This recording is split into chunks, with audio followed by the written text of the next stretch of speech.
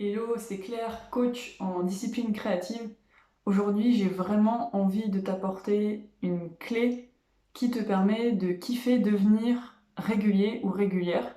C'est-à-dire que déjà, tu deviens régulier et régulière dans le temps. Tes projets, tu les maintiens dans le temps et tu arrives à garder un focus dans la durée et une énergie focalisée sur ton objectif dans la durée.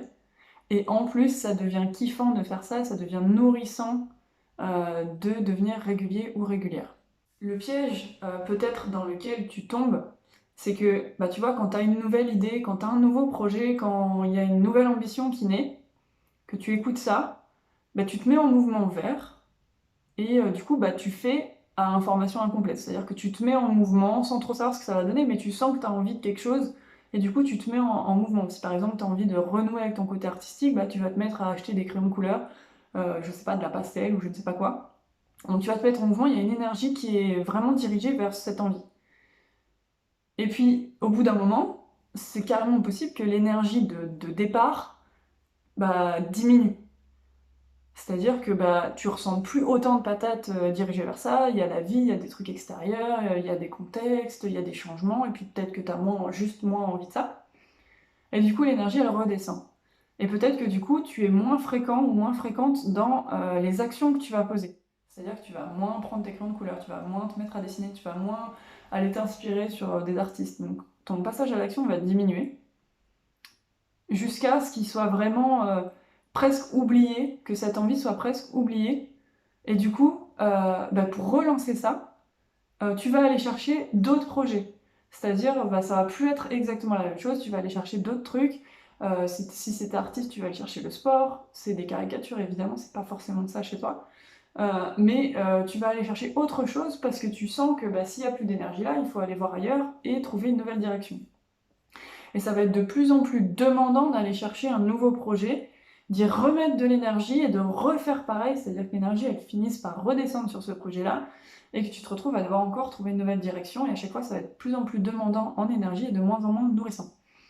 Ça c'est ce que j'ai observé. Euh, Là, pour te permettre de changer de fonctionnement, je vais prendre un exemple du sport, parce que c'est le monde que je connaissais avant.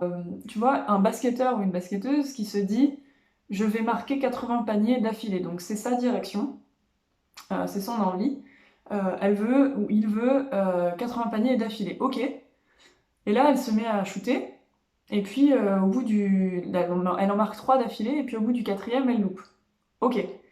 Premier réflexe, et peut-être que tu te reconnais là-dedans, c'est ah bah voilà, bon bah j'ai loupé, bon bah voilà, j'abandonne, ou je fais autre chose, je passe à un autre concours, ou je passe directement à autre chose, ou je me dis bon bah je vais juste essayer d'en mettre 4 la prochaine fois.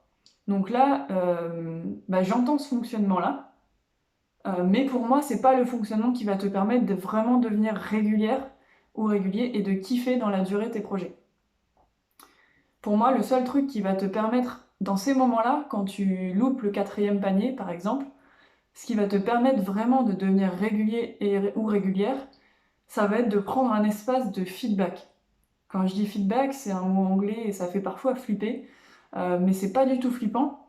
C'est juste un espace dans lequel tu vas te poser des questions pertinentes, non pas des conclusions hyper interprétées, hyper émotionnelles et hyper improductives, mais vraiment un espace de feedback avec toi-même où tu vas regarder la situation. Ok, bah, j'ai mis 3 paniers, j'ai loupé le quatrième. Ok, j'avais fixé 80, donc l'objectif n'est pas atteint factuellement. Ok, mais qu'est-ce qui a fait que j'ai marqué le premier? Qu'est-ce qui a fait que j'ai marqué le deuxième? Qu'est-ce qui a fait que j'ai marqué le troisième? Qu'est-ce qui a fait que j'ai loupé le quatrième? Qu'est-ce qui aurait pu faire que je marque le quatrième? Qu'est-ce qui aurait pu faire que je loupe le troisième? Etc. etc. Donc là, c'est des exemples de questions que moi je me pose, mais évidemment, toi, ton feedback, il peut carrément être différent.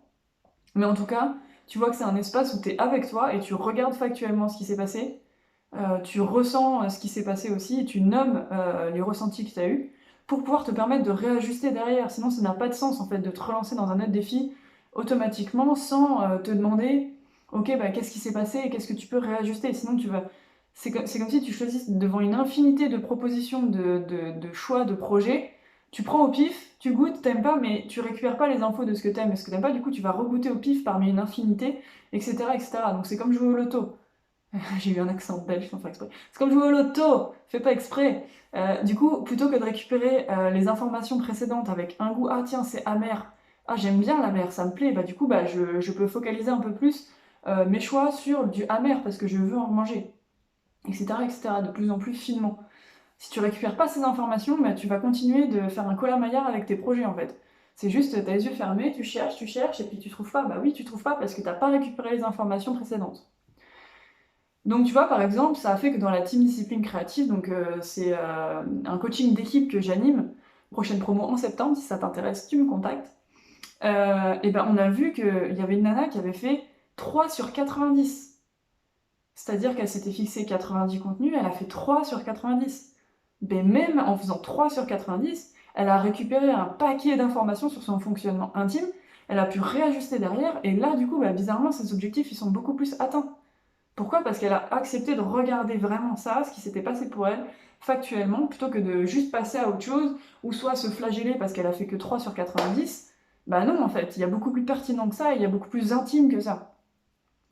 Donc si tu acceptes d'aller chercher vraiment ce qui est plus intime et ce qui est plus pertinent et qui peut vraiment te permettre de mieux choisir tes projets et de mieux investir ton énergie, et ben ça se passe dans les feedbacks.